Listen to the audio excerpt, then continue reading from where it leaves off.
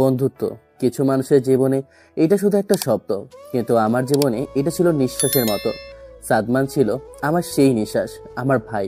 আর তার বোন ফারিয়া আপু, সে ছিল আমার সেই ভাইয়ের পবিত্র আমানত, আমার শ্রদ্ধার সর্বোচ্চ আসন। কিন্তু মানুষ ভাবে এক আর ভাগ্যে লেখা থাকে আরেক। তখন যে শ্রদ্ধার আসনটা ভালোবাসার সিংহাসনে পরিণত হলো আমি নিজেও জানি না। শুধু জানি যখন বুঝলাম তখন বড্ড বেশি দেরি হয়ে গেছে। যে বন্ধুর জন্য জান দিতে পারতাম তারই পিঠে ছুরি মারার অপবাদ নিয়ে আমাকে দাঁড়াতে হলো। যে বোনকে আগলে রাখার কথা ছিল তাকে নিয়ে হারাতে হলো অজানার পথে। আমি রাহাত আহমেদ। আমার গল্পটা একটা নিষিদ্ধ ভালোবাসার গল্প, একটা ভেঙে যাওয়া বন্ধুত্বের গল্প, একটা বিশ্বাসের মর্যাদা রাখার লড়াইয়ের গল্প।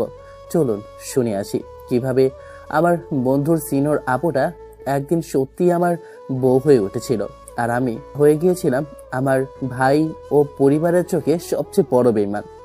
কক্সবাজারের রয়্যাল টিউলিপ রিসোর্টের সি ফিডিং স্যুটে ভোরের আলো এসে পড়েছে। ঘরের এলোমেলো অবস্থা, বিছানায় কুঁচকে থাকা চাদর, একপাশে পড়ে থাকা বিয়ের পোশাক গত রাতের ভালোবাসার ঝড়ে সাক্ষী দিয়েছে। রাহাত গভীর ঘুমে আচ্ছন্ন। ঠিক তখনই ভেজা চুলের রাহাতেরই একটা সাদা শার্ট পরে ওয়াশরুম থেকে বেরিয়ে আসে ফারিয়া। সে ঘুমন্ত রাহাতের মুখের দিকে ঝুঁকে ফিসফিস করে কিছু বলে। কি শান্তির ঘুম, যেন দিল্লির সুলতান। আর এদিকে আমার পেটে যে ছুঁচো দৌড় দিচ্ছে, সেই খবর কি নবাব পুত্রের আছে? উফ, সারা রাত আমাকে এক ফোঁটাও ঘুমাতে দেয়নি, আর এখন নিজেকে কত আরাম করে ঘুমাচ্ছে। বদমাইশ একটা। ফারিয়া রাহাতের পাশে বিছানায় এসে বসে। সে আলতো করে রাহাতের এলোমেলো চুলগুলো সরিয়ে দেয়। তার ভেজা চুলের ডগা থেকে মুক্তোর মতো এক ফোঁটা পানি গড়িয়ে পড়ে রাহাতের প্রশস্ত ঘাড়ে। পানির ঠান্ডা স্পর্শে রাহাতের ঘুমটা ভেঙে যায়। আদুরে গলায় রাহাতের কানের কাছে মুখ নিয়ে বলে, এই যে মিস্টার হাজবেন্ড, সকাল হয়ে গেছে, ঘুম ভাঙবে নাকি আমার ভেজা চুল দিয়ে তোমাকে স্নান করিয়ে দেব? রাহাত ঘুম ঝরানো চোখে এক ঝটকায় ফারিয়াকে টেনে নিজের বুকের উপর নিয়ে নেয়। ঘুম তো ভেঙে গেল তোমার এই শ্যাম্পুর পাগল করা গন্ধে। আর চুল দিয়ে স্লাইড করানোর আইডিয়াটা কিন্তু মন্দ না, তবে তার আগে আমার সকালের ভিটামিনটা তো দিয়ে যাও। আবার কাল রাত থেকে তো শুধু ভিটামিন ই নিচ্ছ, তোমার কি ওভারডোজ হয়ে যাবে না? তোমার ভালোবাসার কোনো ওভারডোজ হয় না ফারিয়া, এটা যত পাই তত আরো বেশি করে পেতে ইচ্ছে করে। তুমি হলে আমার অ্যাডিকশন। তাহলে তো আমাকে তোমার কাছ থেকে দূরেই থাকতে হবে। অ্যাডিকশন জিনিসটা না স্বাস্থ্যের জন্য ভালো না। দূরে থাকবে? আচ্ছা যাও তো দেখি কিভাবে যাও। রাহাত ফারিয়াকে আরো শক্ত করে জড়িয়ে ধরে। ফারিয়া রাহাতের এই ছেলে মানুষের অধিকার বোধে হেসে ফেলে। আগে আমার প্রাপ্যটা বুঝিয়ে দাও, তারপর অন্য কথা। রাহাত আর কোনো কথা না বলে ফারিয়ার মুখটা দুহাতে ধরে তার ঠোঁটে আলতো করে চুমু খায়। ভোরের প্রথম আলোর মতো সেই চুমুটা ছিল স্নিগ্ধ পবিত্র, কিন্তু ধীরে ধীরে তা গভীর থেকে গভীরতর হতে থাকে। ঠিক যেমন রাতের নিস্তব্ধতা ভেঙে দিনের কোলাহল শুরু হয়। কিছুক্ষণ পর ফারিয়া হাঁপাতে হাঁপাতে রাহাতের চুলগুলো খামচে ধরে বলে, হয়েছে, আর এক ফোঁটাও না আদর করতে হবে না। আমার সত্যি সত্যি খুব খিদে পেয়েছে, এবার ছাড়ো, আমাকে কফি বানাতে হবে। কফি তো খাবে, কিন্তু বানাবে কে? আমি তো আমার নতুন বউয়ের হাতে কফি খেতে চাই। তাই কবে থেকে তুমি আমার হাতের কফি খাওয়া শুরু করলে শুনি? আমি যতদূর জানি, তুমি যখন মাঝে মাঝে সালমানের সাথে আমাদের বাসায় আসতে, তখন আমি তোমাকে কফি বানিয়ে দিতাম। তখন তো খুব ভাব নিয়ে বলতে, আপু কফিটা একটু কড়া হয়েছে, আপু চিনিটা একটু কম হয়েছে। আহা, তখন তুমি ছিলে আমার বেস্ট ফ্রেন্ডের সিনিয়র আপু, আর এখন তুমি আমার বউ। পরিস্থিতি বদলে গেছে, তাই ডিমান্ডও বদলেছে। এখন আমি আমার বউয়ের হাতে বানানো পারফেক্ট কফি খেতে চাই। এই বদমাশ, খুব নিয়ম কানুন শেখা হচ্ছে তাই না? আমি তোমার 3 বছরের সিনিয়র, এটা ভুলে যেও না। আমার উপরে একদম হুকুম চালাবে না বলে দিলাম। সিনিয়র তো কি হয়েছে, আমার বউ তো না। আর সিনিয়র বউদের উপর একটু বেশি করে হুকুম চালাতে হয়, তাহলে নাকি ভালোবাসাটা গাঢ় হয়। তাহলে এই সিনিয়র বউ এর কিছু হুকুম আছে? এখন ভালো ছেলের মতো বিছানা ছাড়বে, আমাকে কফি বানাতে সাহায্য করবে, তারপরে আমার সাথে ব্যালকনিতে বসে কফি খাবে এবং সমুদ্র দেখবে, আর তারপরে আমাকে নিয়ে বিচে হাঁটতে যাবে। পারবে না মিস্টার জুনিয়র হাজবেন্ড? তোমার জন্য আমি সবই পারবো আমার সিনিয়র বউ, কিন্তু তার আগে আবার কি? আমার শার্টটা যে তুমি বিনা অনুমতিতে পরে ফেলেছো তার ফাইনটা তো আগে দিতে হবে, তাই না? রাহাত, তুমি খুব খারাপ। রাহাত উচ্চস্বরে হেসে ওঠে। তাদের ভালোবাসার খুনসুটিতে সকালটা আরও বেশি রোমান্টিক এবং উষ্ণ হয়ে ওঠে। কিছুক্ষণ পর হোটেলের ব্যালকনি, তাদের সামনে সাগর আর পিছনে দিগন্ত বিস্তৃত আকাশ। একটা ছোট টি টেবিলে দুটো কফির মগ রাখা। রাহাত একটা চেয়ারে বসে আছে আর ফারিয়া তার কোলে। রাহাত তাকে পিছন থেকে জড়িয়ে ধরে আছে। অবশেষে অবশেষে তুমি আমার ফারিয়া। এখনো বিশ্বাস হচ্ছে না। কাল রাতে যখন কাজী সাহেব কবুল বলতে বললেন, আমার মনে হচ্ছিল আমি যেন কোনো স্বপ্ন দেখছি। মনে হচ্ছিল এই বুঝি সাদমান এসে আমার কান ধরে টেনে তুলবে আর বলবে, কি রে, আমার আপুকে নিয়ে স্বপ্ন দেখা হচ্ছে? হ্যাঁ, যুদ্ধ তো কেবল শুরু হলো রাত। এখন তো পুরো পৃথিবীকে, মানে আমার পরিবারকে, তোমার পরিবারকে, আর সবচেয়ে বড় কথা সাদমানকে আমাদের এই সম্পর্কটা মেনে নিতে বাধ্য করতে হবে। ও যে কি পরিমাণ জেদি তা তো তুমি জানোই। জানি। ওর কথা ভাবলেই আমার বুকটা কেঁপে ওঠে। ও আমার শুধু বন্ধুই না, আমার ভাই। আজ প্রায় 10 বছর ধরে আমরা একসাথে আছি। আমার নিজের পরিবারের চেয়েও ও আমাকে বেশি বোঝে। ও যখন জানবে আমরা ওকে না জানিয়ে ওর অমতে বিয়ে করে ফেলেছি, ও হয়তো আমাকে কোনোদিনও ক্ষমা করবে না। করবে, ওকে আমি চিনি। ও তোমাকে নিজের ভাইয়ের চেয়েও বেশি ভালোবাসে রাহাত। হয়তো প্রথমে খুব কষ্ট পাবে, প্রচণ্ড রাগ করবে, ওর ইগোতে লাগবে, কিন্তু দিন শেষে ওর বোনের খুশি আর ওর বন্ধুর ভালোবাসাকে বেঁচেই নেবে, আমি নিশ্চিত। যদি না নেয়, যদি ও আমাদের সম্পর্কটাকে ভুল প্রমাণ করার জন্য উঠে পড়ে লাগে, তাহলে সেই লড়াইটা করার জন্য তো আমি আছি। আমি আমার ভাইকেও হারাবো না আর আমার ভালোবাসাকেও হারাবো না। তুমি শুধু আমার পাশে থেকো, আমাকে বিশ্বাস করো। আমি তো তোমার পাশেই আছি ফারিয়া, সারা জীবনের জন্য। কিন্তু সত্যি করে বলো, তোমার কি একটু ভয় করছে না? আমরা সব ছেড়ে সবার বিরুদ্ধে গিয়ে যে সিদ্ধান্ত নিলাম, তুমি কি পরে আফসোস করবে না? আফসোস? আফসোস তো তখন করতাম যদি তোমাকে না পেয়ে অন্য কাউকে বিয়ে করতে হতো। ভয়, হ্যাঁ ভয় করছে, খুব ভয় করছে। কিন্তু তোমার বুকে যখন মাথা রাখি না, তোমার নিঃশ্বাসের শব্দ যখন শুনি, তখন মনে হয় পৃথিবীর কোনো ভয়ই আমাকে ছুঁতে পারবে না। তারা দুজনে একে অপরের দিকে তাকিয়ে হাসে। তাদের এই ছোট্ট গোপন পৃথিবীতে কোনো ভয় নেই, কোনো চিন্তা নেই, আছে শুধু অফুরন্ত ভালোবাসা আর একসাথে থাকার প্রতিজ্ঞা। আচ্ছা ফারিয়া, তুমি কি এই বিয়েটাতে সুখী? মানে সবকিছু এত তাড়াহুড়োর মধ্যে হলো, কোনো আয়োজনও নেই, কোনো উৎসবও নেই। ফারিয়া রাহাতের কোল থেকে নেমে তার সামনে দাঁড়িয়ে তার কলারটা ঠিক করে দিতে দিতে বলে, শোনো রাহাত আহমেদ, আমার নাম ফারিয়া আহমেদ, তোমার বেস্ট ফ্রেন্ড সাদমান আহমেদের বড় বোন। বয়সে আমি তোমার চেয়ে পাক্কা 3 বছরের বড়। একটা মাল্টিন্যাশনাল কোম্পানিতে আমি তোমার চেয়ে অনেক বেশি উঁচু পোস্টে চাকরি করি। আর এই আমি আমার জীবনের সবটুকু জ্ঞান, বুদ্ধি আর হিসেব নিকাশের জলাঞ্জলি দিয়ে সবার বিরুদ্ধে গিয়ে তোমাকে ভালোবেসেছি, তোমাকে বিয়ে করেছি। এরপরেও যদি তোমার মনে হয় আমি খুশি কিনা, তাহলে বুঝতে হবে তুমি একটা আস্ত কথা। তারা দুজনেই জানে তাদের এই পথ চলা সহজ হবে না। বিশেষ করে সাদমানকে সামলানোটা হবে সবচেয়ে কঠিন চ্যালেঞ্জ। রাহাত এবং ফারিয়া ব্যালকনি থেকে ঘরে ফিরেছে। তারা দুজনে মিলে বিছানা গোছাচ্ছে আর খুনসুটি করছে। এই যে মিস্টার, তুমি শুধু দাঁড়িয়ে দাঁড়িয়ে দেখবে? হ্যাঁ, দেখছো কেন? হাত লাগাও। একা একা কি আর এত বড় বিছানার চাদর টানাটানি করতে পারবো? রাহাত ফারিয়ার পিছনে এসে তাকে জড়িয়ে ধরে। আমার তো ইচ্ছে করছে এই চাদরটা আর কোনোদিনই টানাটানি না করে এভাবেই এলোমেলো থাকুক, আমাদের ভালোবাসার সাক্ষী হয়ে। ফারিয়া কনুই দিয়ে রাহাতের পেটে গুঁতা মেরে বলে, হয়েছে, আর কাব্য করতে হবে না। খুব তো ভালোবাসার সাক্ষী। রুম সার্ভিস যখন আসবে তারা কি ভাববে বলো তো? ভাববে রুমে কোনো মানুষ ছিল না, ছিল দুটো জঙ্গলি। ভাবুক গে, আমরা তো এখন লাইসেন্স প্রাপ্ত জঙ্গলি, আমাদেরকে কি বলবে? তাছাড়া হোটেলের বিল তো আমিই দিচ্ছি, তারা তাদের কাজ করবে। ও তাই? খুব তো বিল আমি দিচ্ছি বলা হচ্ছে। পকেটে কত টাকা আছে শুনি? বাসা থেকে পালিয়ে আসার সময় তো শুধু মানি ব্যাগটাই এনেছো। তোমার এটিএম কার্ডের লিমিট কত সেটা কি আমার জানা নেই? আরে তুমি চিন্তা করছো কেন? আমার জমানো কিছু টাকা আছে, আর আব্বুকে তো আমি ফোন করে জানিয়ে দিয়েছি। উনি বলেছেন চিন্তা করতে হবে না, উনি সব ম্যানেজ করে নেবেন।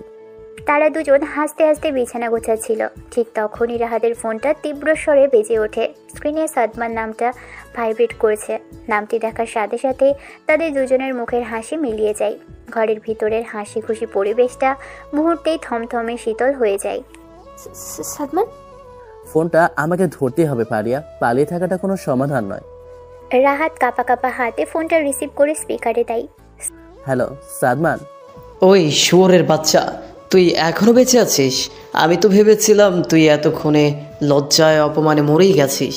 সাদমানের মুখের এমন ভাষা শুনে রাহাত এবং ফারিয়া দুজনেই স্তব্ধ হয়ে যায়। সাদমান, তুই তুই আমার সাথে এইভাবে কথা বলছিস? কিভাবে কথা বলবো? তোকে কি আমি এখন দুলাভাই বলে পায়ে ধরে সালাম করব? বেঈমান, বিশ্বাসঘাতক, তুই আমার সাথে এই কাজটা করতে পারলি? তুই আমার পিঠে ছুরি মেরেছিস রাহাত। ভাই প্লিজ, তুই রাহাতকে ভুল বুঝিস না। ও কোনো দোষ করেনি, যা হয়েছে তার জন্য আমিই দায়ী। চুপ, তুই একদম চুপ কর। তোর লজ্জা করে না আমার বন্ধুর জীবনটা এভাবে নষ্ট করে দিতে? তুই ওর চেয়ে 3 বছরের বড়, তোর তো ওর অভিভাবক হওয়ার কথা ছিল, আর তুই ওকে ফুসলি ওর মাথাটা খেয়ে ওকে নিয়ে পালিয়ে গেলি। তুই আমাদের পরিবারের মান সম্মান সব ধরে মিশিয়ে দিয়েছিস।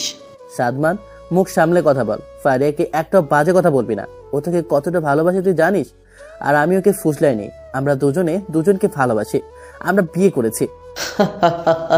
ভালোবাসা, বিয়ে? কোনটাকে ভালোবাসা বলিস তুই?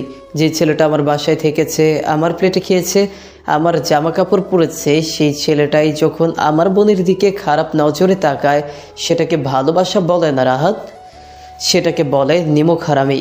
তুই আমার বিশ্বাসের সুযোগ নিয়েছিস। আমি তোর বোনের দিকে কোনোদিনও খারাপ নজরে তাকাইনি সাদমান। আমি ওকে সম্মান করেছি, ভালোবেসেছি। আর তুইও তো সব জানতি। তুই জানতি না আমি ফারিয়াকে কতটা পছন্দ করি? জানতাম তুই ওকে ক্রাশ হিসেবে পছন্দ করতি, সেটা জানতাম, কিন্তু তুই যে ওকে বিয়ে করার মতো এত বড় একটা সর্বনাশ করে ফেলবি সেটা আমি জানতাম না। তুই একবারও আমার কথা ভাবলি না? একবারও ভাবলি না আব্বু আম্মুর কি হবে, সমাজের মানুষ কি বলবে? ভাই প্লিজ, তুই এমন করিস না। আমরা ভুল করে ফেলেছি, তুই আমাদেরকে ক্ষমা করে দে। ক্ষমা? কিসের ক্ষমা? তুই কি জানিস তোর এই কীর্তির কথা শোনার পর আব্বুর কি অবস্থা হয়েছে? উনি হার্ট অ্যাটাক করতে করতে বেঁচে গেছেন, আর আম্মু তো সেই থেকে বিছানায় পড়ে আছে। তোরা দুজন শুধু বিয়ে করিসনি, তোরা আমাদের পুরো পরিবারটাকে খুন করে ফেলেছিস। বাবার অসুস্থতার কথা শুনে ফারিয়া কান্নায় ভেঙে পড়ে। আঙ্কেলের কি হয়েছে? উনি ঠিক আছেন তো? তোর ওই মুখে আমার বাবাকে আঙ্কেলের ডাকবি না। শোন রাহাত, তোদের এই সুখের সংসার আমি হতে দিব না। তুই আমার বোনের জীবনটা নষ্ট করে দিয়েছিস, আমি তোর জীবনটা নরক বানিয়ে ছাড়ব। তুই কোথায় আছিস আমি জানি না, কিন্তু আমি তোকে খুঁজে বের করবই। আর সেদিন তুই বুঝবি সাদমান আহমেদ তার বন্ধুর সাথে করার বেইমানের প্রতিশোধ কিভাবে নেয়। আমি তোকে ছাড়বো না রাহাত। ফোনটা সশব্দে কেটে যায়। ঘরের ভিতর নেমে আসে এক ভয়ঙ্কর নীরবতা। ফারিয়া মাটিতে বসে কান্নায় ভেঙে পড়েছে। রাহাত পাথরের মতো দাঁড়িয়ে আছে। তাদের মধুর সকাল, তাদের ভালোবাসার স্বপ্ন, সবকিছু এক মুহূর্তে তছনছ হয়ে গেছে। আমার জন্য, সব আমার জন্য হলো। আমি দায়ী। আমার জন্য আজ তোমার আর আমার ভাইয়ের সম্পর্কটা নষ্ট হয়ে গেল। আমার জন্য বাবার এই অবস্থা। আমি একটা অলক্ষী রাত। আমি তোমার জীবনটাকে নষ্ট করে দিলাম। চুপ, একদম চুপ। তুমি কোনো দোষ করনি। যা হয়েছে তার জন্য আমরা দুজনেই দায়ী। আর তুমি অলক্ষী নও, তুমি আমার ভালোবাসা, আমার ভাগ্য। কিন্তু সালমান, ও তোমাকে ছাড়বে না রাত। ও যা বলে তাই করে। ও তোমার অনেক বড় ক্ষতি করে দেবে। করো, আমি ভয় পাই না। আমি যখন তোমার হাতটা ধরেছি তখন আমি পৃথিবীর যে কোনো বিপদের মুখোমুখি হওয়ার জন্য প্রস্তুত। সাদমান আজ রাগের মাথায় কথা বলছে। একদিন যখন ওর রাগ কমবে ও ঠিকই ওর ভুলটা বুঝতে পারবে।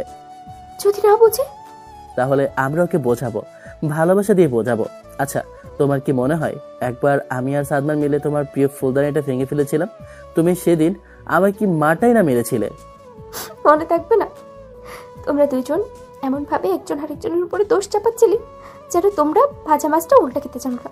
আর তারপর তুমি যখন আমাদের দুজনকে কান ধরে উঠবাস করাচ্ছিলে তখন সাদমান কি করেছিল মনে আছে? ও একা পুরো দোষটা নিজের ঘাড়ে নিয়ে নিয়েছিল শুধু আমাকে বাঁচানোর জন্য। ও এমনই ফারিয়া। ও হয়তো আবেগী, ও হয়তো জেদি, কিন্তু ওর ভালোবাসার মানুষদের কোনোদিনও কষ্ট দিতে পারে না। আজ হয়তো ও আমাকে ভুল বুঝছে, কিন্তু আমি জানি ওর ভেতরে সেই পুরনো সাদমানটা একদিন ঠিকই ফিরে আসবে। রাত আমাকে সান্ত্বনা দিলেও আমার নিজের বুকের ভেতরটা ভয়ে আশঙ্কায় কাঁপছিল। আমি জানি সাদমান এবার খেপে গেলে কতটা ভয়ঙ্কর হতে পারে। আমাদের এই নিষিদ্ধ ভালোবাসার পথ চলা যে কতটা কঠিন হতে চলেছে তার প্রথম এবং সবচেয়ে ভয়ঙ্কর ধাক্কাটা আমার আজ পেয়ে গেলাম। জানি না সামনে কি হতে চলেছে। সাদমানের হুমকির ফোন কলের পর রাহাত এবং ফারিয়ার কক্সবাজারের রোমান্টিক জগৎটা একটা মুহূর্তে ভেঙে চুরমার হয়ে গেছে। তারা এখন এক কঠিন বাস্তবতার মুখোমুখি। ফারিয়া মানসিকভাবে বিপর্যস্ত, আর রাহাত তাকে সামলানোর পাশাপাশি ভবিষ্যতের কথা ভেবে চিন্তিত। প্রায় 1 ঘন্টা পর ঘরের পরিবেশ এখনও থমথমে। ফারিয়া সোফায় গুটিসুটি মেরে বসে আছে, তার দৃষ্টি শূন্য। রাহাত তার পাশে বসে আছে, কিন্তু কি বলে তাকে সান্ত্বনা দেবে ভেবে পাচ্ছে না। হোটেলের বাইরে সমুদ্রের গর্জনটাও যেন আজ তাদের শোকের সঙ্গী হয়েছে। ফারিয়া প্লিজ এভাবে চুপ করে থেকো না, কিছু তো বলো। তুমি এভাবে ভেঙে পড়লে আমি তো সাহসই পাবো না। কি বলবো রাহাত, আমার তো বলার মতো কোনো ভাষাই নেই। আমার নিজের ভাই, আমার আদরের ছোট ভাইটা আমাকে আমাকে ঘৃণা করে। ও আমাকে কোনোদিনও ক্ষমাই করবে না। করবে ফারিয়া, আমি তো তোমাকে বললামই সাদমান এখন রাগের মাথায় আছে। ওর রাগটা কমলেই দেখবে ও নিজে থেকে আমাদের ফোন করবে। যদি না করে, যদি ও সত্যি সত্যি তোমার কোনো ক্ষতি করে বসে, আমি আমি পারবো না রাহাত। আমার জন্য তোমার কোনো ক্ষতি হোক এটা আমি কিছুতেই মেনে নিতে পারবো না। চলো চলো আমরা ঢাকা ফিরে যাই। আমি সাদমানের পায়ে পড়ে ক্ষমা চেয়ে নেব। প্রয়োজনে আমি চুপ, একদম চুপ। এই কথাটার কোনোদিনও বলবে না। আমরা বিয়ে করেছি ফারিয়া, এটা কোনো ছেলে খেলা নয়। আর আমি কোনো কাপুরুষ নই যে বিপদে ভয় পেয়ে আমার ভালোবাসাকে, আমার বউকে তার ভাইয়ের কাছে ফিরিয়ে দিয়ে আসবো, মরে গেলেও না। কিন্তু কোনো কিন্তু নেই, আমরা একসাথেই এই লড়াই লড়বো, ঠিক আছে? এখন আমার দিকে তাকাও আর হাসো। ফারিয়া কান্না ভেজা চোখে রাহাতের দিকে তাকিয়ে হাসার চেষ্টা করে, কিন্তু পারে না। রাহাত তাকে আলতো করে বুকে টেনে নেয়। আমার উপর বিশ্বাস আছে তো? নিজের চেয়েও বেশি। তাহলে আর কোনো চিন্তা নেই। আমি এখন আম্মুকে একটা ফোন করব, দেখি উনি কি বলেন। রাহাত ব্যালকনিতে গিয়ে তার মাকে ফোন করে। ফারিয়া ঘরের ভিতর থেকে অধীর আগ্রহে অপেক্ষা করতে থাকে। হ্যালো আম্মু, আসসালামু আলাইকুম। ওয়ালাইকুম আসসালাম। বেঁচে আছিস তাহলে? আমি তো ভেবেছিলাম তুই বোধহয় তোর নতুন বউকে নিয়ে দেশ ছেড়ে পালিয়ে গেছিস। আম্মু প্লিজ এমনভাবে কথা বলো না। আমি জানি আমি তোমাদের অনেক কষ্ট দিয়েছি, কিন্তু আমার আর কোনো উপায় ছিল না। উপায় ছিল না? তুই একবার আমাদের সাথে কথা বলতে পারতি না? আমাদেরকে কি এতটাই পর ভাবিস? রাহাত, তোর বাবা তোর জন্য কত স্বপ্ন দেখেছিল, আর তুই কিনা শেষ পর্যন্ত একটা। আম্মু ফারিয়ার ব্যাপারে একটাও খারাপ কথা বলবে না প্লিজ। ও খুব ভালো মেয়ে, তুমি তোকে চেনো। চিনি, খুব ভালো করেই চিনি। সাদমানের বোন, মেয়েটা লোক কি, কিন্তু কিন্তু ও তো তোর চেয়ে বয়সে বড় বাবা। সমাজ কি বলবে? আত্মীয় স্বজনরা কি বলবে? সমাজ বা আত্মীয় স্বজন আমার সংসার চালিয়ে দেবে না আম্মু। আমি ফারিয়াকে ভালোবাসি, ওকে ছাড়া আমি থাকতে পারবো না। তুমি কি চাও তোমার ছেলে সারা জীবন কষ্ট পাক? কোনো মাই তো চাই না বাবা, কিন্তু তুই এমন একটা কাজ করলি, সাদমানদের পরিবারে আমরা এখন মুখ দেখাবো কিভাবে? ওর বাবা তো তোর বাবাকে ফোন করে যাতা শুনিয়েছেন। আমি জানি আম্মু, সাদমানও আমাকে ফোন করেছিল। ও খুব রেগে আছে, কিন্তু তুমি যদি আমাদের পাশে থাকো তাহলে আমরা সবকিছু সামলে নিতে পারবো। আর আব্বু, আব্বু কি খুব রেগে আছে? তোর বাবা তো রাগে দুঃখে কথাই বলছে না, কিন্তু আমি তো মা, ছেলের কষ্ট তো আর দেখতে পারি না। যা করেছিস ঠিক করিসনি, কিন্তু যখন ভালোবেসেই ফেলেছিস, যখন বিয়েটা করেই ফেলেছিস, তখন আর আমার বৌমাকে নিয়ে ওভাবে পালিয়ে থাকিস না। লোকে নানা কথা বলছে, তোরা বাসায় ফিরে আয়, আমি সব সামলে নিব। সত্যি বলছো আম্মু? তুমি আমাদের মেনে নেবে? মেনে নেওয়া ছাড়া আর উপায় কি? তুই আমার একমাত্র ছেলে, তোর খুশিতেই তো আমার খুশি। তুই ফারিয়া মাকে ফোনটা দে, আমি ওর সাথে একটু কথা বলি। রাহাত ঘরে ফিরে এসে ফোনটা ফারিয়ার হাতে দেয়। ফারিয়া ভয়ে সংকোচে ফোনটা কানে লাগায়। আন্টি, আসসালামু আলাইকুম। ওয়ালাইকুম আসসালাম। আর আন্টি না, আম্মু বলে ডাকবে, তুমি তো এখন আমারও মেয়ে। আম্মু ডাকটা শোনার সাথে সাথেই ফারিয়া চোখ দিয়ে অঝরে পানি পড়তে শুরু করে।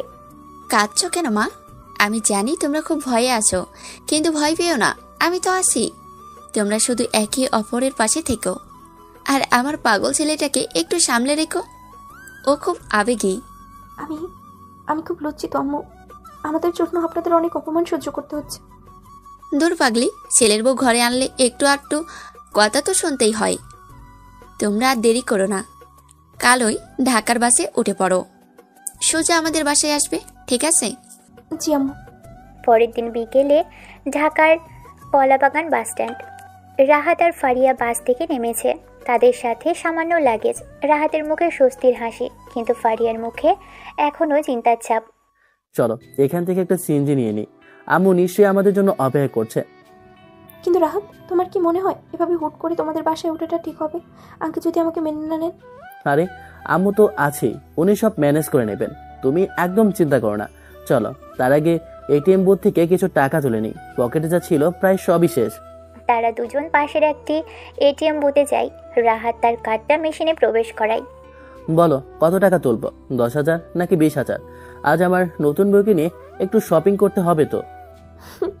থাক, নবাবই দেখাতে হবে না, আপাতত 5,000টাই তোলো।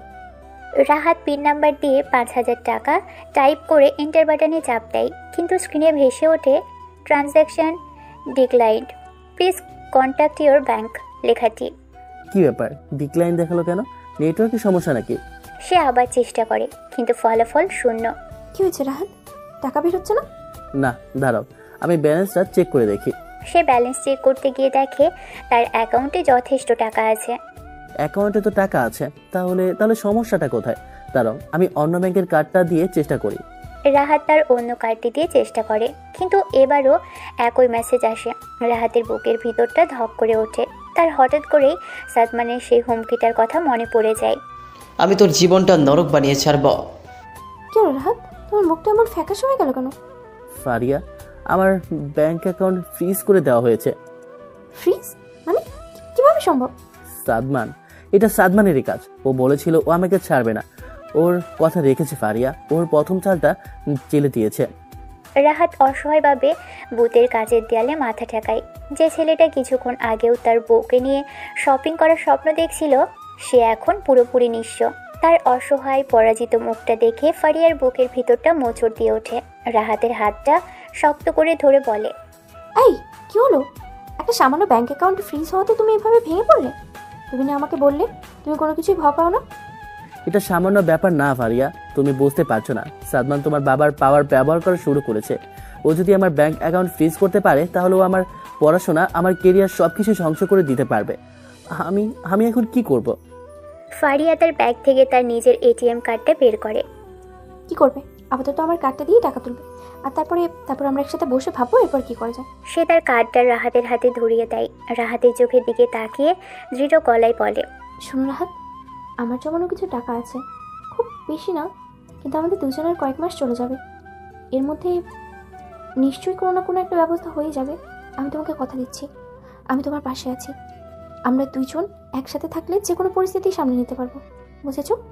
ফারিয়ার এই আত্মবিশ্বাস, তার এই নির্ভরতা দেখে রাহাতের চোখে পানি এসে যায়। সে বুঝতে পারে সে একা নয়। এই কঠিন লড়াইয়ে তার সিনিয়র আপুই তার সবচেয়ে বড় শক্তি, সবচেয়ে বড় আশ্রয়। সে ফারিয়াকে আলতো করে জড়িয়ে ধরে। বাসস্ট্যান্ডের কোলাহলের মাঝে দুটো অসহায় কিন্তু দৃঢ় মন একে অপরকে আঁকড়ে ধরে নতুন করে বাঁচার স্বপ্ন দেখতে শুরু করে। তারা রাহাতের মায়ের পরামর্শ অনুযায়ী তাদের বাসায় যাওয়ার সিদ্ধান্ত নেয়, কিন্তু নিয়তি হয়তো তাদের জন্য অন্য কিছুই ভেবে রেখেছে। কলাবাগান বাস স্ট্যান্ড থেকে একটি সিএনজি নিয়ে রাহাত ও ফারিয়া তাদের বাসার দিকে রওনা দিয়েছে। ফারিয়ার মনটা কিছুটা শান্ত, কারণ সে জানে রাহাতের মা তাদের গ্রহণ করে নিয়েছেন, কিন্তু রাহাতের মনটা এখনও অজানা আশঙ্কায় ভারাক্রান্ত। কি হলো, এখন এমন গোমরামুখ হয়ে বসে কেন? আম্মু তো বললেনি উনি সব সামনে নেবেন। আর টাকা পয়সা চিন্তা করো না তো, আমার যা আছে তাতে আমাদের চলে যাবে। টাকার চিন্তা আমি করছি না ফারিয়া, আমি ভাবছি আব্বুর কথা। উনি খুব জেদি আর রাগী একজন মানুষ। আম্মু হয়তো আমাকে বাসায় ঢুকতে দেবেন, কিন্তু আব্বু যদি তোমাকে মেনে না নেন, যদি উনি তোমাকে অপমান করেন, আমি সেটা সহ্য করতে পারবো না। শোনো, অপমানিত হওয়ার ভয় করলে তো আমি তোমার হাতটা ধরতামই না। আঙ্কেল রাগ করবেন, এটাই স্বাভাবিক, কিন্তু উনি তো তোমার বাবা। ছেলের খুশির কাছে কোনো বাবার রাগটাই বেশি দিন টিকে থাকতে পারে না। দেখবে উনিও একদিন আমাদের মেনে নেবেন। যদি না নেন? তাহলে আমি তোমার বাবাকে পটিয়ে ফেলবো। কিভাবে শ্বশুরকে পটাতে হয় সেটার বিদ্যাটা আমার ভালোই জানা আছে। ফারিয়ার এই আত্মবিশ্বাসী কথায় রাহাতের ভারাক্রান্ত মনটা কিছুটা হালকা হয়। কথা বলতে বলতে তারা রাহাতের বাসার গেটের সামনে এসে পড়ে। তারা সিএনজি থেকে নামে। একটি মাঝারি আকারের পুরনো আমলের বাড়ি। রাহাত কলিং বেল চাপতেই তার ছোট বোন রিমা দরজা খোলে। তাকে দেখে বোঝা যাচ্ছে সে কাঁদছিল। ভাইয়া, তুই এসেছিস? হ্যাঁ, আব্বু আম্মু কোথায়? আর তুই কাঁদছিলি কেন? সব ঠিক আছে তো? ঠিক তখনই ভিতর থেকে রাহাতের বাবা জনাব আশরাফ সাহেবের ভারী কণ্ঠ ভেসে আসে। কে এসেছে রিমা? ওই কুলাঙ্গারটা নাকি? ওকে বলে দাও এই বাড়িতে ওর কোনো জায়গা নেই। ও যেদিন আমাদের মুখে চুনকালি মেখে ওই বয়স্ক মেয়েকে বিয়ে করেছে, সেই দিনই ও আমার জন্য মরে গেছে। বয়স্ক মেয়ে কথাটা ফারিয়ার বুকে তীরের মতো বিঁধে। রাহাতের মুখটা অপমানে কষ্টে লাল হয়ে যায়। রাহাতের মা ভিতর থেকে বলেন, রাহাতের বাবা, তুমি চুপ করো। আমার ছেলে বউ এসেছে, আমি ওকে ঘরে তুলবই। না, এই মেয়েকে সাথে নিয়ে ও এক পাও এই বাড়ির ভিতরে ঢোকাতে পারবে না। যদি ও এই বাড়িতে থাকতে চায় তাহলে ওই মেয়েটাকে তালাক দিয়ে আসতে হবে। অসম্ভব। ফারিয়াকে তালাক দেওয়ার কথা আমি স্বপ্নেও ভাবতে পারি না আপু। ও আমার বউ, আমার সম্মান। তুমি যদি ওকে মেনে না নিতে পারো তাহলে ঠিক আছে, আমরা আর কোনোদিনে এই বাড়ির ছায়াও মারাবো না। রাহাত আর এক মুহূর্ত দাঁড়ায় না। সে ফারিয়ার হাত ধরে প্রায় টেনে নিয়ে আবারও সিএনজিতে উঠে বসে। ফারিয়া হতভম্ব, অপমানিত। তার চোখ দিয়ে অঝরে পানি পড়ছে। সিএনজির শহরের রাস্তায় উদ্দেশ্যহীনভাবে ঘুরছে তারা। দুজনের কেউই কোনো কথা বলছে না। আমি আমি খুব দুঃখিত ফারিয়া, আমার জন্য তোমাকে আজ এত বড় অপমানটা সহ্য করতে হলো। এতে তোমার কোনো দোষ নেই রাহাত, আর এটা তো হওয়ারই ছিল।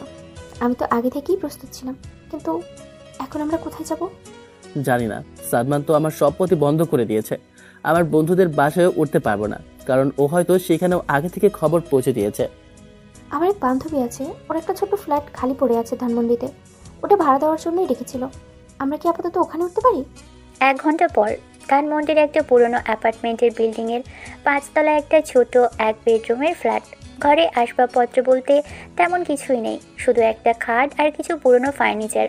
ফারিয়া আর রাহাত তাদের সামান্য লাগেজ নিয়ে ঘরে প্রবেশ করে। ফারিয়া চারিদিকে তাকিয়ে একটা দীর্ঘ নিঃশ্বাস ফেলে বলে, আমাদের নতুন সংসার। আমি জানি এটা তোমার থাকার মতো জায়গা নয়। তুমি যে বাড়িতে বড় হয়েছো তার তুলনায় এটা তো একটা।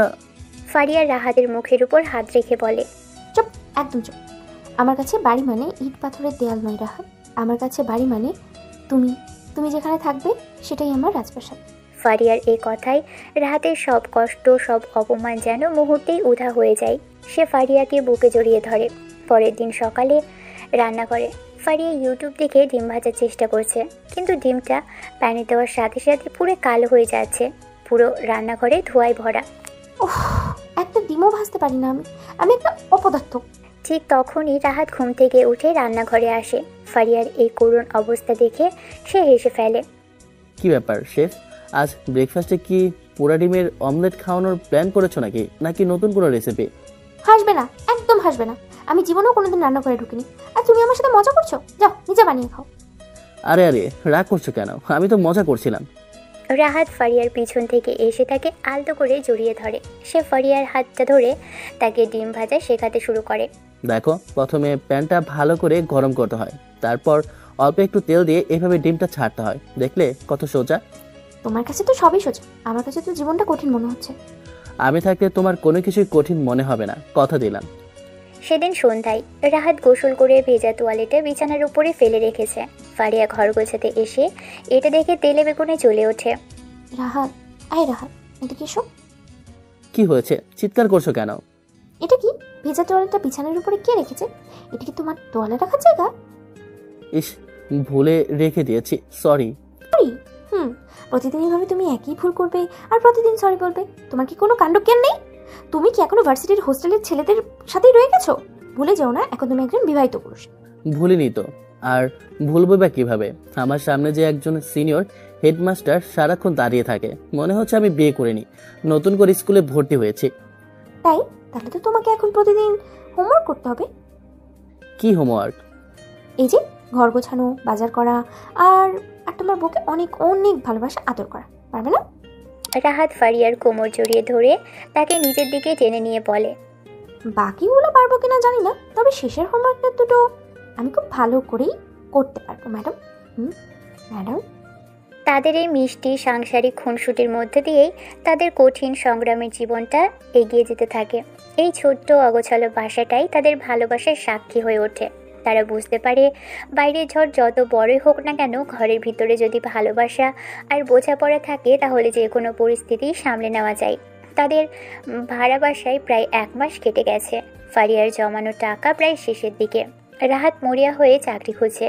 অবশেষে সে একটা নামকরা মাল্টিন্যাশনাল টেলিকমিউনিকেশন কোম্পানিতে ম্যানেজমেন্টের ট্রেনি হিসেবে ইন্টারভিউ দেয়। কি হলো? কি বললো ওরা?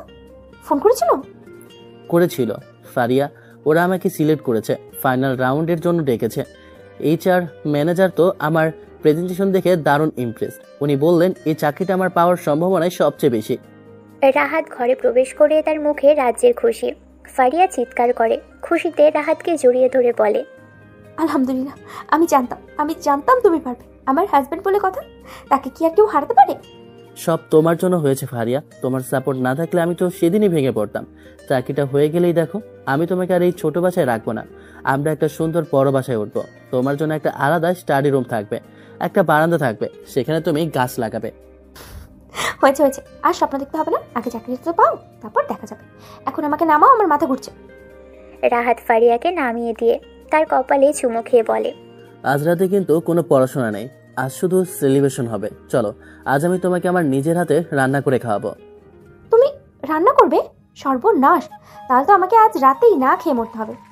আরে আমাকে এত আন্ডার এস্টিমেট করো না ম্যাডাম, আমি কিন্তু দারুণ পাস্তা রান্না করতে পারি। তুমি শুধু খেয়েই দেখো, আঙ্গুল চাটতে থাকবে। রান্নাঘরে রাহাত আনাড়ি হাতে পাস্তা রান্না করছে আর ফারিয়া পিছন থেকে তাকে নির্দেশনা দিচ্ছে।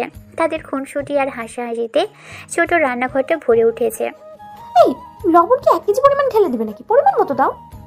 আরে ভালোবাসা দিয়ে রান্না করলে একটু লবণ বেশি হলেও সমস্যা নেই, ওটা ভালোবাসার নোনতা স্বাদ হয়ে যায়।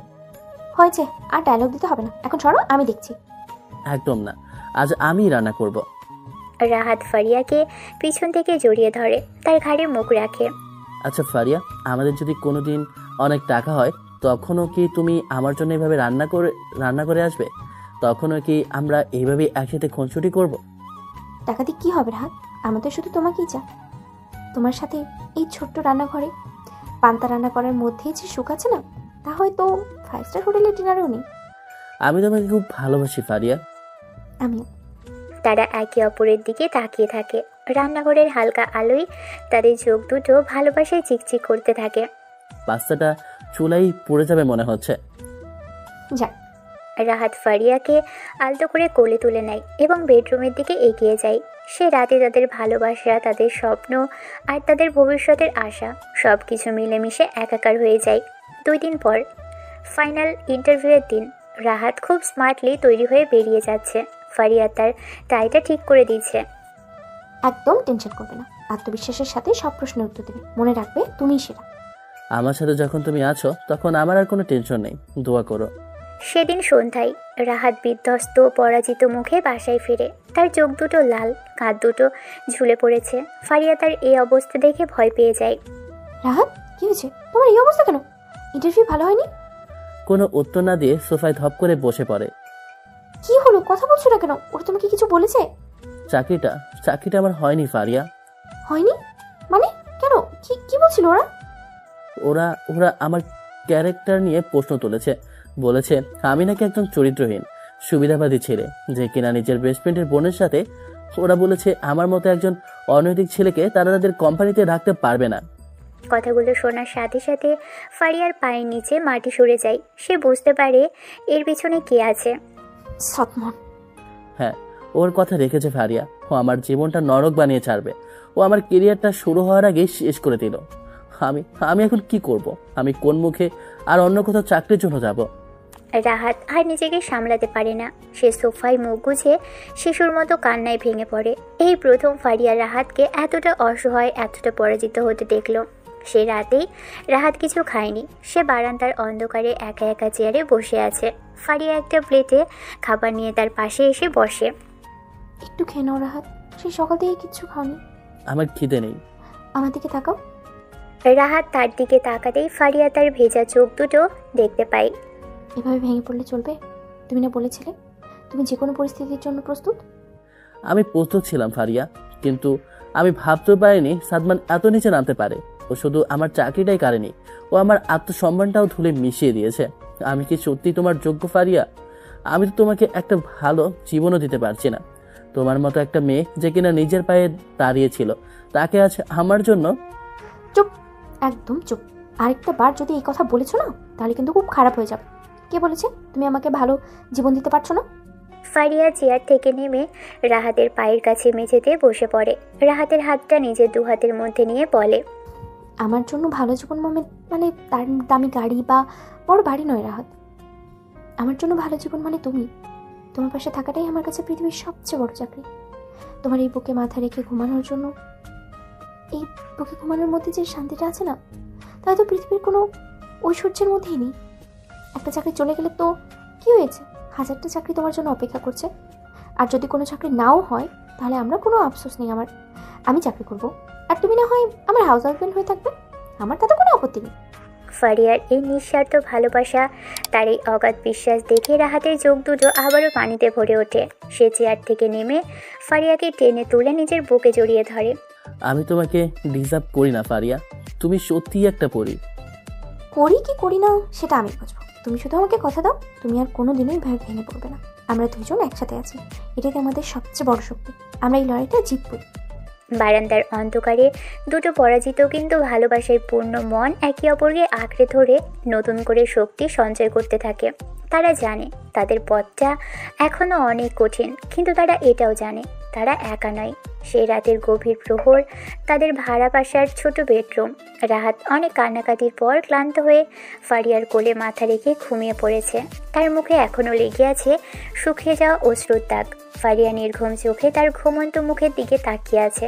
তার বুকের ভিতরটা রাহাতের জন্য কষ্টের দুমড়ে মুচড়ে যাচ্ছে। মনে মনে রাহাতের চুলে হাত বোলাতে বোলাতে বলে, আমার জন্য, শুধু আমার জন্য আজ তোমার এই অবস্থা। যে ছেলেটার চোখে আমি সবসময় স্বপ্ন আর আত্মবিশ্বাস দেখেছি, আজ সেই ছেলেটার চোখ দুটো এতটা অসহায়, এতটা পরাজিত। আমি কিভাবে এটা সহ্য করব?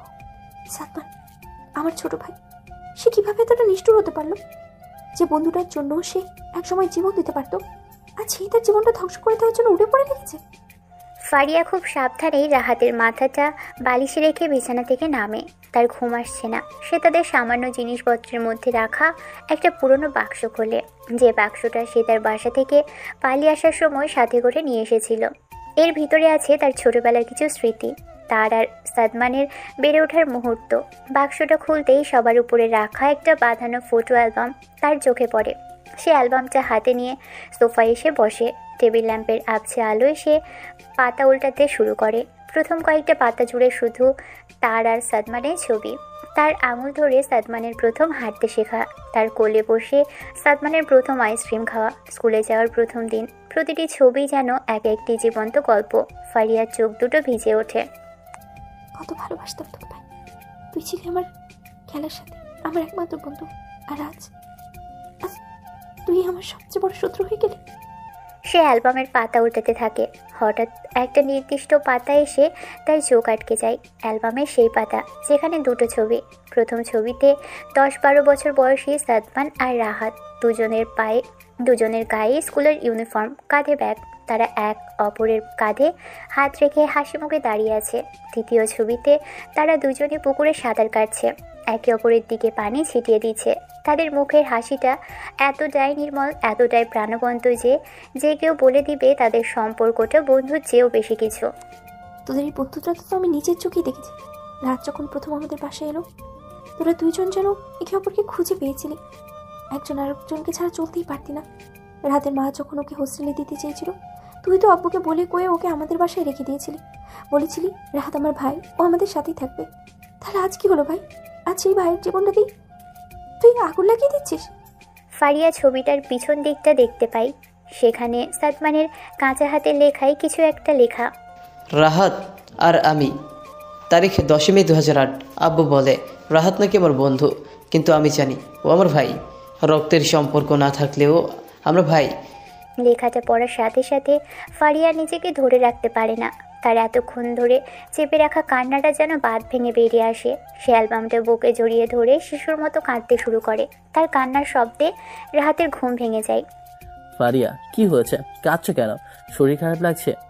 ফারিয়া দ্রুত চোখ মুছে অ্যালবামটা লুকোনোর চেষ্টা করে। না না, কিছু নেই, এমনি চোখে কিছু একটা পড়েছে। রাহাত বিছানা থেকে নেমে ফারিয়ার পাশে এসে বসে বলে, আমার কাছে লুকানোর চেষ্টা করো না ফারিয়া, আমি জানি তুমি আমার জন্যই কাঁদছো, তাই না? রাহাত ফারিয়ার হাতে থাকা অ্যালবামটা দেখতে পাই। সে অ্যালবামটা হাতে নিয়ে ছবিগুলোর দিকে তাকিয়ে থাকে। তার চোখ দুটোও ভিজে ওঠে। আমাদের এই ছবিটা এখনো আছে?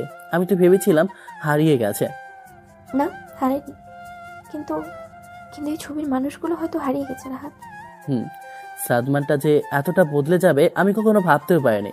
ও আমাকে নিয়ে যা তা বলেছে, আমি মেনে নিয়েছি, কিন্তু ও যখন তোমার চৈতন্যের প্রশ্ন তোলে আমার সহ্য হয় না ফারিয়া। রাহাত, এভাবে আর কতদিন চলবে? আমরা কি এভাবেই পালিয়ে থাকবো? সাদমান আমাদের শান্তিতে বাঁচতেও দেবে না। ও একের পর এক আঘাত করেই যাবে। আজ তোমার চাকরিটা নিয়েছে, কাল হয়তো আমাদের এই বাসার ঠিকানা খুঁজে বের করে এখানেও কোনো ঝামেলা করবে। তাহলে আমরা কি করবো বলো? আমার তো সব পথই বন্ধ। না, সব পথ বন্ধ হয়নি, এখন একটা পথ খোলা আছে। কি পথ? সত্যির মুখোমুখি হওয়া। পালিয়ে থাকাটা কোনো সমাধান নয় রাহাত, এতে ভয় আরও বাড়ে। আমাদেরকে এই সমস্যার সমাধান করতে হবে। আমি আমি নিজে গিয়ে ভাইয়ের সাথে কথা বলবো। না, একদম না, তুমি ওর কাছে যাবে না। ও এখন পুরোপুরি অন্ধ হয়ে আছে। ও তোমার সাথে কি ব্যবহার করবে তার কোনো ঠিক নেই। আমি তোমাকে ওর সামনে একা যেতে দিতে পারবো না। আমি একা যাবো না তো, আমার সাথে তো তুমি থাকবে, মানে তোমার ভালোবাসা থাকবে, তোমার বিশ্বাস থাকবে। আর তাছাড়া ও আমার ভাই রাহাত, ও আমাকে মারবে না, বড় জোর চিৎকার করবে, অপমান করবে, কিন্তু আমাকে তো একবার শেষ চেষ্টা করতেই হবে আমাদের ভালোবাসার জন্য, তোমাদের বন্ধুত্বের জন্য। কিন্তু ফারিয়া। কোনো কিন্তু নয়, আমি সিদ্ধান্ত নিয়ে ফেলেছি। কাল সকালেই আমি আমাদের বাসায় যাব। আমি সাদমানের মুখোমুখি হব। আমি জানতে চাইবো ওর এত রাগের, এত ঘৃণার পিছনের কারণটা কি। ফারিয়া চোখের দিকে তাকিয়ে রাহাত আর কোনো কথা বলতে পারে না। সে তার স্ত্রীর চোখে আজ এক অদ্ভুত দৃঢ়তা দেখতে পায়। যে মেয়েটা কিছুদিন আগেও ছিল তার সিনিয়র আপু, আজ সেই যেন তার সবচেয়ে বড় শক্তি, তার সবচেয়ে বড় রক্ষা কবচ হয়ে উঠেছে। ফারিয়া রাহাতকে না জানিয়ে পরদিন সকালে খুব ভোরে রাহাত যখন ঘুমোচ্ছিল তখন একটা চিরকুট লিখে রেখে সাদমানের সাথে দেখা করার জন্য তাদের পুরনো বাড়ির উদ্দেশ্যে একাই বেরিয়ে যায়। চিরকুটে লেখা ছিল, ভয় পেও না, আমি শুধু আমাদের হারিয়ে যাওয়ার ভাইটাকেই ফিরিয়ে আনতে চাচ্ছি। ভালোবাসি, ইতি, তোমার সিনিয়র বউ। সকাল 9টা, ঢাকার বাড়িধারার একটা বিলাসবহুল অ্যাপার্টমেন্টের ড্রয়িং রুম, ফারিয়াদের বাড়ি। ফারিয়া কলিং বেল বাজানোর পর তাদের পুরনো কাজের লোক রহিমা খালা দরজা খুলেন। তাকে দেখে তিনি প্রায় ভূত দেখার মতো চমকে ওঠেন। আপামনি, তুমি তুমি এইখানে? হ্যাঁ খালা, আমি ভিতরে আসতে পারি? কিন্তু কিন্তু ভাইজান যদি। সাদমান কোথায় খালা? ও কি বাসায় আছে? ফারিয়ার কথা শেষ হওয়ার আগেই ঘরের ভিতর থেকে ভেসে আসে সাদমানের বরফ শীতল কণ্ঠ। কে এসেছে? রহিমা খালা, এত সকালে কে এলো? সাদমান কফির মগ হাতে নিয়ে ড্রয়িং রুমে প্রবেশ করে এবং ফারিয়াকে দরজায় দাঁড়িয়ে থাকতে দেখে মুহূর্তেই থমকে যায়। তার চোখ দুটো রাগে ঘৃণায় জ্বলে ওঠে। ও, তাহলে অবশেষে মহারানীর আগমন ঘটলো। এখন এসেছিস কিভাবে? তোর ওই বেঈমান ফকির জামাইটা তোকে ছেড়ে পালিয়েছে, তাই বুঝি ভাইয়ের কাছে আশ্রয় চাইতে এসেছিস? সাদমান, মুখ সামলে কথা বল। রাত আমার স্বামী, আর আমি এখানে আশ্রয় চাইতে আসিনি। আমি তোর সাথে কথা বলতে এসেছি। কথা? কি কথা? তোর সাথে আমার আর কোনো কথা বাকি আছে বলে তো আমার মনে হয় না। যেদিন তুই আমাদের পরিবারের মুখে চুন কালি মেখে একটা রাস্তার ছেলের হাত ধরে পালিয়ে গিয়েছিলি, সেদিনই তো তুই আমার জন্য মরে গেছিস।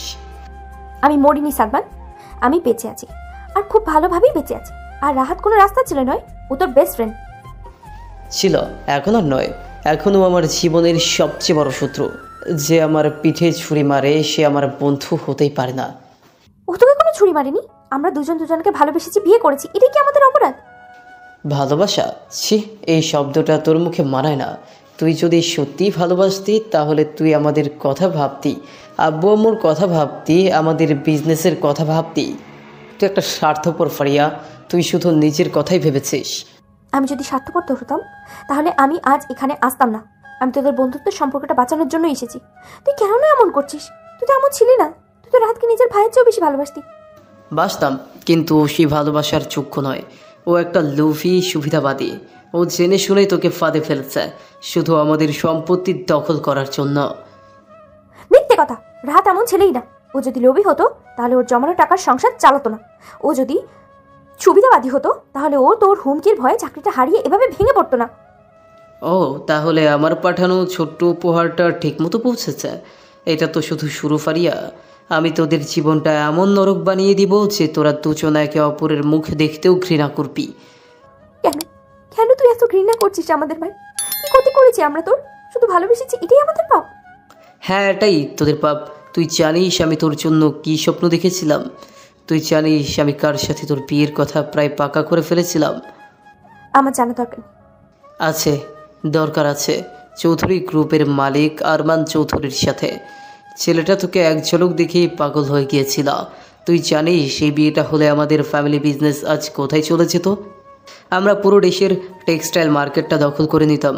আর তুই কিনা আমার সব প্ল্যান, সব স্বপ্ন ধুলোয় মিশিয়ে দিলি। কার জন্য? ওই বেকার ফকির রাহাতটার জন্য। সাদমানের এই কথায় ফারিয়া স্তব্ধ হয়ে যায়। সে প্রথমবার তার ভাইয়ের রাগের, তার ঘৃণার পিছনের আসল কারণটা বুঝতে পারে। এটা শুধু বোনের পালিয়ে যাওয়ার কষ্ট নয়, এটা একটা বিশাল ব্যবসায়িক ডিল ভেস্তে যাওয়ার আক্রোশ।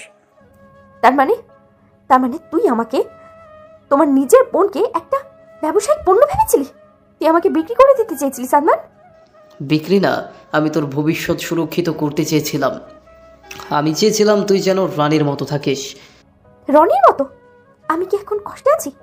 আমি রাহাতের সাথে ওই ছোট্ট ভাঙা ঘরে যতটা সুখী আছি না, তা হয়তো তোর এই আরমান চৌধুরীর রাজপ্রাসাদেও থাকতাম না। কারণ রাহাত আমাকে ভালোবাসে, আমাকে সম্মান করে, ও আমাকে কোনো পণ্য হিসেবে দেখে না। থাক, তোর ভালোবাসা নিয়ে তুই থাক, দেখব কতদিন এই ভালোবাসা থাকে। যখন পকেটে টাকা থাকবে না, যখন রাস্তায় রাস্তায় ঘুরতে হবে, তখন বুঝবি ভালোবাসা দিয়ে পেট ভরে না, টাকা লাগে, ক্ষমতা লাগে। সাদমান তার চেক বইটা বের করে একটা ব্ল্যাঙ্ক চেকে সই করে ফারিয়ার দিকে ছুঁড়ে মারে। নে, যত টাকা লাগে এখানে বসা, 10 লাখ 20 লাখ যা লাগে নিয়ে নে, আর ওই ছেলেটার জীবন থেকে চিরদিনের জন্য চলে আয়। আমি তোকে কানাডায় পাঠিয়ে দিব, তুই সেখানে নতুন করে জীবন শুরু করিস। ফারিয়া এক দৃষ্টিতে চেকটার দিকে তাকিয়ে থাকে, তারপর সে খুব শান্তভাবে চেকটা হাতে তুলে নেয় এবং সাদমানের চোখের সামনেই সেটাকে টুকরো টুকরো করে ছিঁড়ে ফেলে। তুই শুধু তোর বন্ধুর সাথে বিশ্বাসঘাতকতা করিসনি, তুই তোর বোনের বিশ্বাস ও ভালোবাসারও অপমান করেছিস।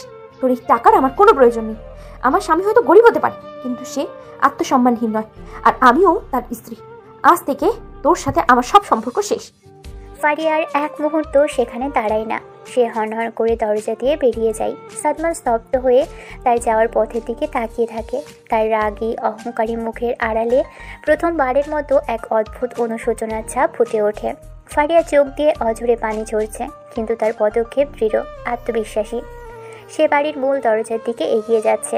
সাদমান স্তব্ধ হয়ে তার যাওয়ার পথের দিকে তাকিয়ে আছে। সে কল্পনাও করতে পারেনি তার আদরের বোনটা এতটা কঠোর হতে পারে। চলে যাচ্ছিস? সত্যি সত্যি চলে যাচ্ছিস ফারিয়া? আব্বু আম্মুর কথা একবারও ভাববি না? ফারিয়া দরজার হাতল ধরে পিছনে না ফিরেই বলে, যারা তাদের মেয়েকে পণ্য হিসেবে বিক্রি করতে চায়, তাদের কথা ভাবার মতো রুচি আমার নেই। তুই ভালো থাক তোর বিজনেস আর টাকার পাহাড় নিয়ে। ফারিয়া আর এক মুহূর্ত অপেক্ষা করে না। সে সজোরে দরজাটা খুলে বাইরে পা রাখতে যাবে, ঠিক তখনই দরজার ওপারে দাঁড়ানো একটা মূর্তিকে দেখে সে পাথরের মতো জমে যায়। দরজার ঠিক বাহিরে দাঁড়িয়ে আছে রাহাত। তার চুলগুলো এলোমেলো। সে যে রিক্সা বা সিএনজি থেকে নেমেই ছুটে এসেছে তা তার শ্বাস প্রশ্বাসের ওঠানামা দেখে বোঝা যাচ্ছে। ফারিয়াকে বিধ্বস্ত কান্না ভেজা অবস্থায় দেখে রাহাতের বুকের ভিতরটা ধক করে ওঠে। ফারিয়া, তুমি ঠিক আছো? আমি ঘুম থেকে উঠে যখন চিরকুটটা পেলাম, আমি আর এক মুহূর্ত থাকতে পারিনি। সাদমান তোমাকে কিছু বলেনি তো? ও তোমার গায়ে? রাহাত কথা শেষ করার আগেই ঘরের ভিতর থেকে বেরিয়ে আসেন সাদমান। তার সবচেয়ে কাছের বন্ধুকে তার বোনের এত কাছে, এত উদ্বিগ্ন অবস্থায় দেখে তার বুকের ভিতরটার ঘৃণাটা যেন আগ্নেয়গিরির মতো ফেটে পড়ে। তাহলে তুইও এসেছিস? বেঈমান, চোরের মতো আমার বোনের পিছু পিছু আসতে তোর লজ্জা করলো না? রাহাত ফারিয়াকে আলতো করে তার পিছনে আড়াল করে সাদমানের মুখোমুখি দাঁড়িয়ে বলে, মুখ সামলে কথা বল সাদমান। ফারিয়া আমার স্ত্রী, আমি ওর সাথে যেখানে খুশি যখন খুশি আসতে পারি, সেই অধিকার আমার আছে। অধিকার? কোন অধিকারের কথা বলছিস তুই? যে অধিকারটা তুই আমার পিঠে ছুরি মেরে আদায় করেছিস সেটা? তুই একটা চোর। তুই শুধু আমার বোনকেই চুরি করিস নি, তুই আমার বন্ধুত্ব, আমার বিশ্বাস সব কিছু চুরি করেছিস। আমি কিছুই চুরি করিনি, আমি ভালোবেসেছি। যে ভালোবাসাটা তুই কোনোদিনও বুঝবি না সাদমান, কারণ তোর চোখে তো শুধু টাকার বিজনেস ডিল ছাড়া আর কিছুই ভাসে না। রাহাতের এই কথাই সাদমান যেন আরো বেশি খেপে যায়। সে এগিয়ে এসে রাহাতের শার্টের কলারটা খামচে ধরে। কি বললি তুই? আমার চোখে শুধু টাকা? তুই জানিস আমি তোদের জন্য কি করেছি? যখন তোর বাবার ব্যবসায় লস হয়েছিল তখন কে তাকে টাকা দিয়ে সাহায্য করেছিল? আমার বাবা। যখন তোর ভার্সিটি সেমিস্টার ফি দেওয়ার টাকা ছিল না তখন কে তোকে নিজের পকেট থেকে টাকা দিয়েছিল? আমি দিয়েছিলাম। আর আজ তুই আমাকে টাকার খোঁটা দিচ্ছিস?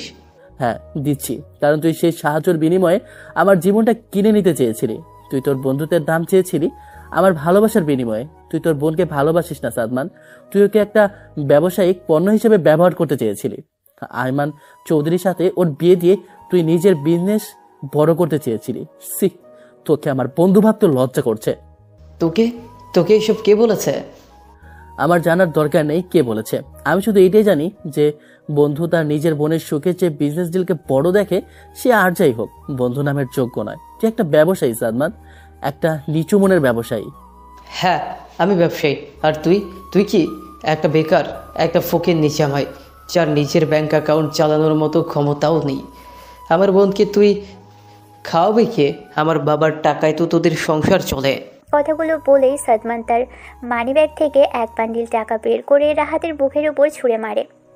নে ভিক্ষা নে, আর আমার বোনকে নিয়ে আমার চোখের সামনে থেকে দূর হয়ে যা। আমি তোদের মুখও দেখতে চাই না। এই চরম অপমানটা রাহাত আর সহ্য করতে পারে না। সে এগিয়ে গিয়ে সজোরে একটা ঘুষি মারে সাদমানের মুখে। সাদমান ছিটকে গিয়ে মেঝেতে পড়ে যায়। তোর টাকার ওপর আমি থুথু ফেলি সাদমান। তুই আজ শুধু তোর বোনকেই হারালি না, তুই তোর একমাত্র বন্ধুটাকেও হারালি। আজ থেকে তোর আর আমার সম্পর্ক শেষ। তুই আমার জন্য মরে গেছিস। রাহাত প্লিজ শান্ত হো, আর না, চলো আমরা চলে যাই এখান থেকে, চলো। রাহাত শেষবারের মতো ঘৃণা ভরে তার একসময়ের সবচেয়ে প্রিয় বন্ধুটির দিকে তাকায়। সাদমান মেঝেতে বসেছিল, তার ঠোঁটের কোণ দিয়ে রক্ত পড়ছে, কিন্তু তার চোখে কোনো ব্যথা ছিল না, ছিল শুধু একরাশ শূন্যতা আর পরাজয়। 10 বছরের বন্ধুত্ব, ভাই ভাই সম্পর্ক, সব কিছু আজ এক মুহূর্তে ঘৃণা আর অহংকারের আগুনে পুড়ে ছাই হয়ে গেল। রাহাত এবং ফারিয়া বেরিয়ে যাওয়ার পর এক ভয়ঙ্কর নীরবতা নেমে এসেছে। সাদমান তখনও মেঝেতে বসে আছে, তার দৃষ্টি শূন্য। ঠিক তখনই সিঁড়ি দিয়ে গম্ভীর মুখে নেমে আসেন তাদের বাবা, জনাব নাদিম আহমেদ। তিনি এতক্ষণ উপর থেকে তার সন্তানদের তুমুল ঝগড়া আর বিচ্ছেদ সবই শুনেছেন।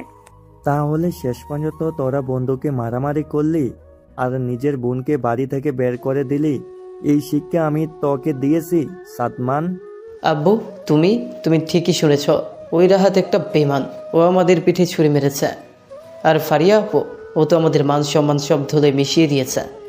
নাদিম আহমেদ কোনো কথা না বলে ধীর পায়ে সাদমানের সামনে এসে দাঁড়ান।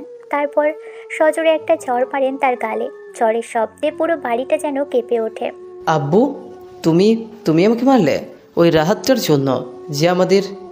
চুপ, একদম চুপ। রাতের নাম মুখে আনাও যোগ্যতা তোর নেই। বেইমান তো ও নয়, বেইমান তুই শুধু তোর বন্ধুদের সাথেই বেইমানি করিসনি। মানে কি? কিসের ইতিহাস? আজ যে আহমেদ গ্রুপের এত নাম ডাক, এত প্রতিপ্রাপ্তি, তুই কি জানিস এর শুরুটা কিভাবে হয়েছিল? তুই তো শুধু টাকার গরমটাই দেখেছিস, এর পিছনে কতটা কষ্ট দেখোসনি। আজ থেকে প্রায় 15 বছর আগে আমাদের ব্যবসায় যখন ভয়ঙ্কর লোকসান হলো, ব্যাংক আমাদের দেউলিয়া ঘোষণা করার পথে, তখন আমাদের সব বন্ধু বান্ধব আত্মীয় স্বজন মুখ ফিরিয়ে নিয়েছিল। আমি যখন সব আশা ছেড়ে দিয়েছিলাম, তখন শুধু একজন মানুষ আমার পাশে এসে দাঁড়িয়েছিল, রাতের বাবা, আমার বন্ধু আশরাফ তখন তার গ্রামের সব জমি, তার বাপদাদার সব স্মৃতিটুকু বিক্রি করে দিয়েছিল শুধু আমার এই কোম্পানিটাকে বাঁচানোর জন্য। সেই একটা টাকাও ফেরত নেয়নি, শুধু একটা কথাই বলেছিল, বন্ধু তোর স্বপ্নটা মরে গেলে আমি বাঁচবো কিভাবে? কথাগুলো বলতে বলতে নাদিম আহমেদের চোখ দুটো পানিতে ভরে যায়। তুই আজ সেই আরমান চৌধুরীর টাকার লোভ করেছিস, তার চেয়েও অনেক বড়, অনেক দামি মন রাতের বাবার। আর রাত সেই বাবারই ছেলে, ওর রক্তে কোনো বেইমানি নেই সাদমান, আছে শুধু ভালোবাসা আর আত্মত্যাগ। ও তোর বোনের জন্য পারফেক্ট। তুই শুধু ব্যবসায়ী শিখেছিস সাদমান, মনুষ্যত্ব শিখোসনি। বাবার মুখে এই অকল্পনীয় সত্যটা শোনার পর সাদমানের পুরো পৃথিবীটা যেন ওলটপালট হয়ে যায়। তার মনে পড়তে থাকে ছোটবেলার হাজারো স্মৃতি। সাদমানের মনের পর্দায় ভেসে ওঠে ছোটবেলার দৃশ্য। স্কুলের টিফিন পিরিয়ডে তার মানিব্যাগ হারিয়ে গেছে, সে মন খারাপ করে বসে আছে। রাহাত তখন তার নিজের টিফিনের টাকা থেকে তাকে অর্ধেক বার্গার কিনে খাওয়াচ্ছে আর বলছে, আরে মন খারাপ করিস না তো, আমার টাকা মানে তো তোর টাকা। একদিন ভার্সিটির প্রথম দিন, সাদমান র্যাগিংয়ের ভয়ে কাঁপছে। রাহাত তখন সিনিয়রদের সামনে একা দাঁড়িয়ে সাদমানের পক্ষ নিয়েছিল। ও আমার ছোট ভাই, ওর দিকে কেউ চোখ তুলে তাকালে কিন্তু ভালো হবে না। সাদমানের এতদিনে জমে থাকা রাগ, ঘৃণা, অহংকার সবকিছু অনুশোচনার অশ্রু হয়ে তার গাল পেয়ে গড়িয়ে পড়তে থাকে। সে বুঝতে পারে সে কি ভয়ঙ্কর ভুল করে ফেলেছে। সে তার বোনকে নয়, তার একমাত্র বন্ধুকে, তার ভাইকে হারিয়ে ফেলেছে। আমি কি করে ফেলেছি আব্বু? আমি আমার ভাইটাকে... কয়েক ঘন্টা পর রাহাত এবং ফারিয়া ধানমন্ডির সেই ছোট্ট ভাড়া বাসা। দুজনেই চুপচাপ বসে আছে। তাদের দুজনের মনই খুব খারাপ, ঠিক তখনই দরজায় সজোরে ধাক্কা দেওয়ার শব্দ। এত রাতে আবার কি হলো? রাহাত দরজা খুলতেই দেখে দরজায় বিধ্বস্ত অবস্থায় দাঁড়িয়ে আছে সাদমান। তার চোখ দুটো লাল, চুলগুলো এলোমেলো। রাহাত তাকে দেখেই কোনো কথা না বলে দরজাটা বন্ধ করে দিতে যায়। সাদমান দরজাটা ধরে ফেলে। দোস্ত ভাই প্লিজ দরজাটা বন্ধ করিস না, আমার সাথে শুধু 5টা মিনিট কথা বল প্লিজ। তোর সাথে আমার আর কোনো কথা বাকি নেই, তুই এখান থেকে যা। আমি যাব না, তুই যতক্ষণ না আমার কথা শুনবি আমি এখানেই বসে থাকব। দোস্ত দরজাটা খোল, আমি ভুল করে ফেলেছি, আমি একটা জানোয়ার, আমি আমার বোনকে, আমার একমাত্র বন্ধুকে হারাতে চাই না, প্লিজ আমাকে আরেকটা সুযোগ দে। সাদমানের এই কান্না ভেজা আকুতি, তার এই অনুশোচনা ঘরের ভিতরে থাকা ফারিয়ার কানে পৌঁছয়। সে এগিয়ে এসে রাহাতের হাতটা ধরে। রাহাত দরজাটা খুলো, ওর ভুলটা বুঝতে পেরেছে। কিন্তু ও তোমাকে যা বলেছে, আমাকে যা বলেছে কারণ ও তখন অন্ধ ছিল, এখন ওর চোখের পর্দা সরে গেছে। ওকে কি আমরা আরেকটা সুযোগ দিতে পারি না রাহাত, আমাদের ভালোবাসার জন্য, তোমাদের বন্ধুদের জন্য? ফারিয়ার কথায় রাহাতের কঠিন মনটা গলে যায়। সে একটা দীর্ঘশ্বাস ফেলে দরজার লকটা খোলে। দরজা খোলার সাথে সাথে সাদমান ভিতরে প্রবেশ করে এবং সরাসরি রাহাতের পায়ে পড়ে যায়। রাহাত দোস্ত আমাকে মাফ করে দে, আমি একটা শয়তান, আমি লোভে অন্ধ হয়ে গিয়েছিলাম, তুই আমাকে যা শাস্তি দিবি আমি সব মাথা পেতে নিব, কিন্তু প্লিজ আমার সাথে কথা বলা বন্ধ করিস না, আমাকে বন্ধু ডাকাটা ছেড়ে দিস না ভাই। রাহাত আর নিজেকে ধরে রাখতে পারে না। সে সাদমানকে টেনে তুলে বুকে জড়িয়ে ধরে। 10 বছরের বন্ধুত্ব, ভাই ভাই সম্পর্ক এত সহজে কি আর শেষ হয়ে যেতে পারে? দুই বন্ধু একে অপরকে জড়িয়ে ধরে শিশুর মতো কান্নায় ভেঙে পড়ে। এই মিলন শুধু দুই বন্ধু ছিল না, ছিল দুটো পরিবারেরও। এই কান্নার মধ্যে দিয়েই ধুয়ে মুছে সাফ হয়ে গেল তাদের সব ভুল বোঝাবুঝি, সব ঘৃণা, সব অভিমান। দুই পরিবারও তাদের ভুল বুঝতে পেরে রাহাত এবং ফারিয়ার সম্পর্ককে মন থেকে মেনে নিয়েছে। 1 মাস পর ঢাকার ইন্টারন্যাশনাল কনভেনশন সিটি বসুন্ধরা এর একটি জমকালো হলরুম, চারিদিকে ফুল আর আলোর রোশনাই, মঞ্চে বিশাল করে লেখা শুভ বিবাহোত্তম সর্ববর্ধনা রাহাত ও ফারিয়া। হল ভর্তি মেহমান, বাজে সানায়ের সুর। যে বিয়েটা হয়েছিল গোপনে কাজী অফিসে, আজ সে বিয়েটায় পাচ্ছে সবার আশীর্বাদ আর সামাজিক স্বীকৃতি। মঞ্চের মাঝখানে রাজকীয় সাজে সজ্জিত সোফায় বসে আছে রাহাত এবং ফারিয়া। রাহাতের পরনে দামি শেরওয়ানি আর ফারিয়ার পরনে লেহেঙ্গা, কিন্তু তাদের পোশাকের চেয়েও বেশি উজ্জ্বল দেখাচ্ছে তাদের দুজনের মুখের অনাবিল হাসি। ফারিয়া রাহাতের কানের কাছে ফিসফিস করে বলে, কি ব্যাপার মিস্টার হাজবেন্ড, আজ তো তোমাকে দেখে মনে হচ্ছে তুমি সত্যিই বিয়ে করতে এসেছো। কাজী অফিসের সেই ভীতু নার্ভাস ছেলেটা কোথায় গেল? সেই ছেলেটা তো তোমার ভালোবাসার সাহসে এখন সুপারম্যান হয়ে গেছে, কিন্তু আমার সিনিয়র হেডমাস্টারের মুখে আজ এত হাসি কেন শুনি? আজ কি বকাঝকা করার মোড় নেই? একদমই না, আজ শুধু ভালোবাসা। তবে অনুষ্ঠানটা শেষ হোক, তারপরে দেখবে তোমার হেডমিস্ট্রেস তার পুরনো ফর্মে ফিরে আসবে। তাদের এই মিষ্টি খুনসুটির মধ্যেই মঞ্চে উঠে আসে সাদমান। তার মুখে এখন আর কোনো রাগ বা ঘৃণা নেই, আছে শুধু আনন্দ আর তৃপ্তির ছাপ। সে মাইক হাতে নেয়। আসসালামু আলাইকুম, আমি সাদমান আহমেদ, এই অনুষ্ঠানের ভিলেন কাম নায়িকার একমাত্র ভাই। তার এই কথায় পুরো হলে একটা হাসির রোল পড়ে যায়। আমি আজ এখানে কোনো বক্তৃতা দিতে আসিনি, শুধু কয়েকটা সত্যি কথা বলতে এসেছি।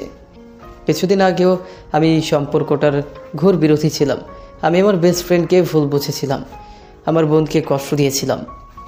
আমি ভেবেছিলাম ভালোবাসা মানে হয়তো বড় বড় বিজনেস ডিল আর দামি উপহার, কিন্তু এই দুজন মানুষ আমাকে শিখিয়েছে ভালোবাসা মানে হলো বিশ্বাস, আত্মত্যাগ আর যে কোনো পরিস্থিতিতে একে অপরের পাশে থাকা। সাদমান রাহাত এবং ফারিয়ার কাছে যায়। সে তাদের দুজনের হাত এক করে দেয়। আমি আজ সবার সামনে দাঁড়িয়ে একটা কথাই বলতে চাই, আমার বোনের জন্য আমার বন্ধুর চেয়ে ভালো জীবনসঙ্গী আর কেউ হতেই পারে না। রাহাত তুই শুধু আমার বন্ধুই না, তুই আমার ভাই। আজ আমি আমার সবচেয়ে দামি সম্পদ আমার বোনকে তোর হাতে তুলে দিলাম, ওকে কোনোদিনও কষ্ট দিস না ভাই। কোনোদিনও না ভাই, কথা দিলাম। কিছুক্ষণ পর ডাইনিং সেকশন, রাহাত আর ফারিয়া খেতে বসেছে। তাদের ঘিরে আছে তাদের বন্ধুরা। রাহাতের বন্ধু শুভ বলে, কিরে রাহাত, এখন তো তোকে দেখে হিংসে হচ্ছে।